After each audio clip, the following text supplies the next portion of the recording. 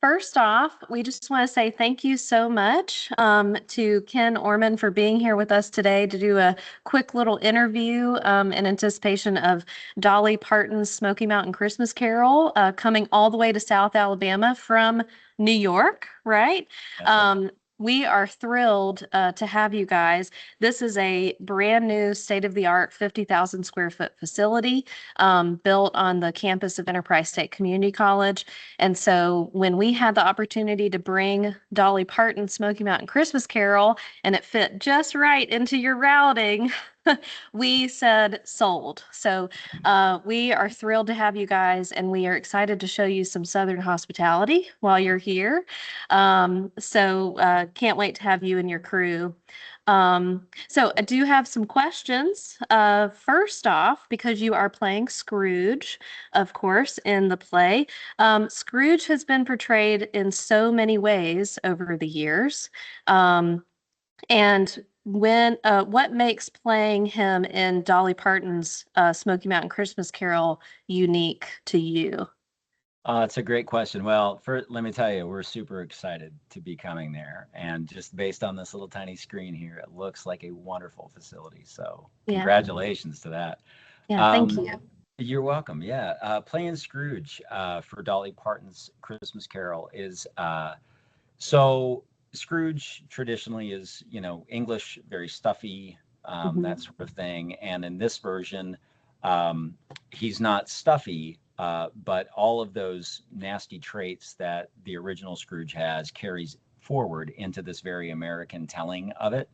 Mhm. So the attitude is still there, the dominion over all of his subjects, kind of thing. That's Right. still very much a part of it. Yeah. So the uniqueness, and I don't know if this is unique or not, but I spent 30 years in finance myself, and the attitude of Scrooge's attitude is still pervasive in that industry even now, and that of course fear and greed and all of those things, that's as old as humanity, right? So Right. it just carries forward, and I feel as though in this telling, with the most unlikely character with this incredible heart, the biggest heart of everybody, being this Tiny Tim character.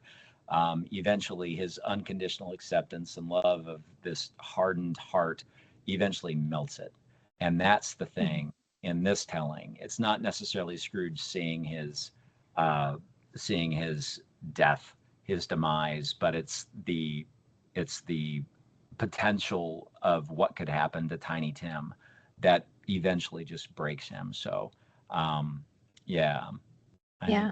yeah, Oh, no, that's great. And I think we all can use a little bit of that softening of the heart these days. So that is excellent.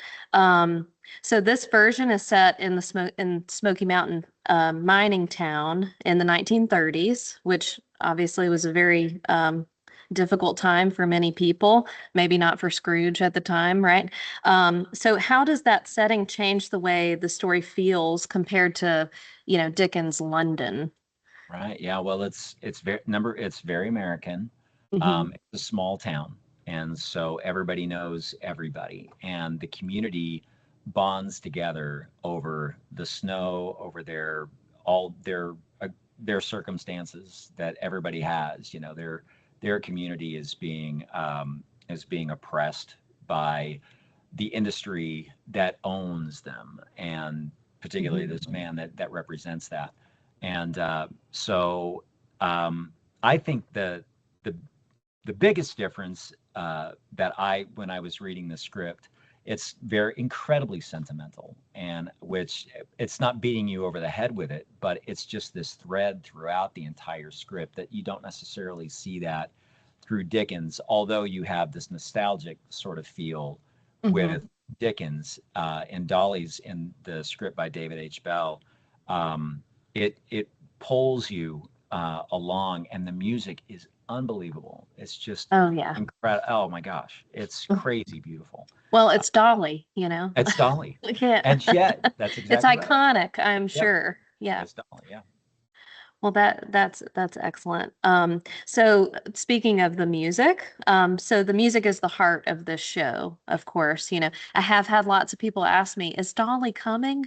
Mm. Uh, and Uh, unfortunately, I have to tell them, no, not quite, but her spirit will be there. I believe it through that music. And also you let her know we do have a star room if, ready for her if oh, she needs it. is So that right? You have a yeah, star that's room. right. That's right. We Wow. got 2 star rooms. So Whoa. we would be happy to accommodate if she makes it down this way. For sure. Um, so is there a particular song or moment that stands out to you, when you're on stage? Something Oh, that maybe our audience can be looking out for, maybe not any spoilers, but what they can look out for. yeah. Well, yeah, there is actually. It's a beautiful song. It's called Three Candles, and it's one of those sentimental moments. And Samantha Lane and Braden Kirk are portraying. Braden Kirk is playing the younger version of Scrooge, and Samantha Lane is playing Fanny, his sister, Mhm. and she's lighting these candles, and it's a real tender moment and that sort of thing.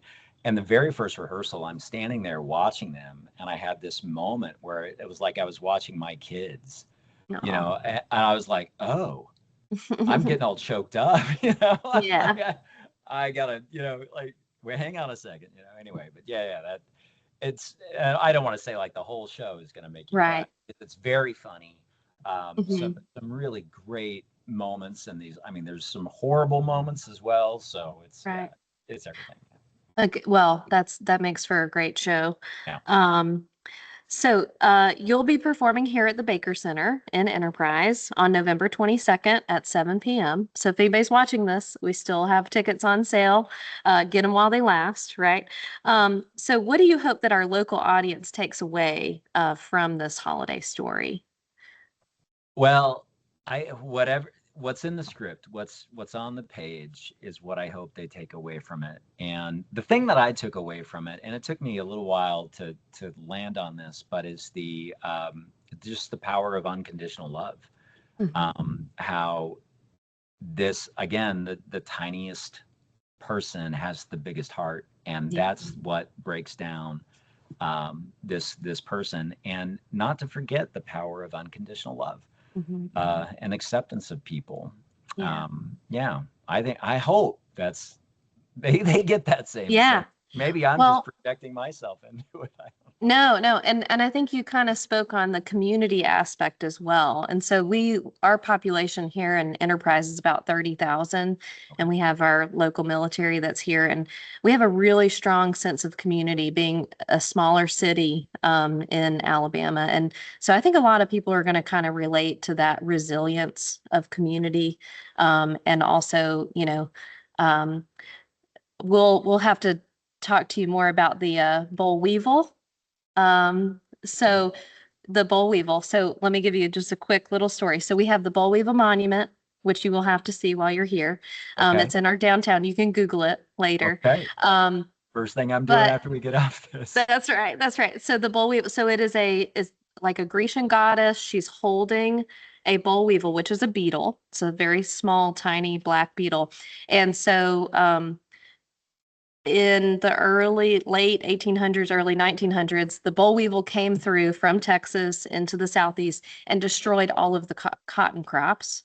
And so then all of the farmers had to pivot and they had to grow peanuts, right? They went diversification, which ended up being more prosperous than the cotton. Hmm. So they built this monument to sort of say like out of adversity, comes prosperity. Love So it. I love this theme. Yeah. I think we can feel the pressures of everyday life and we can feel those things, but out of that adversity we can grow and we can evolve and we can be better, just Yeah. like Scrooge, right? So 100%. um Ah, that's a great story. I yeah, love that.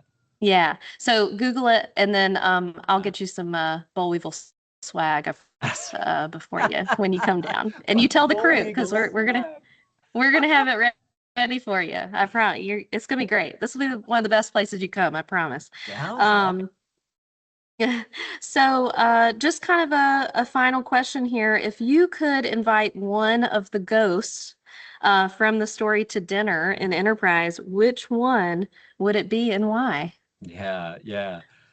So it would be the Ghost of Christmas Present. Uh, Okay. and not because he's the most fun. He is the most fun. And Yeah, not, right. That's yeah, true. yeah. But it's, I do believe that and in fact, oh, it was so weird. Our director just last night, she was talking, and she's incredible, by the way. This Antoinette de Mhm. Petropalo, amazing person. She was saying it just last night. She says, being in the present moment, we always have a choice to make that will impact our future positively, negatively, neutrally, whatever. And I hope that whatever I'm doing right now is going to be impactful in a positive light. So I would think that being present in that moment at Mm, dinner, whatever that is supposed to be, will be the positive thing that will help you make a decision that will impact your life and those lives around you more positively. So, absolutely. I like that one. I like yeah. that one. That is really good. Well, hey, we want to thank you so much. We cannot wait to see you at the end of November. And if there's anything you need in advance, you reach out to us. But uh, yeah, we look forward to having you. It is going to be a pleasure. So likewise. thank you Yes. so much. Thank you so much. I appreciate you. Thank you.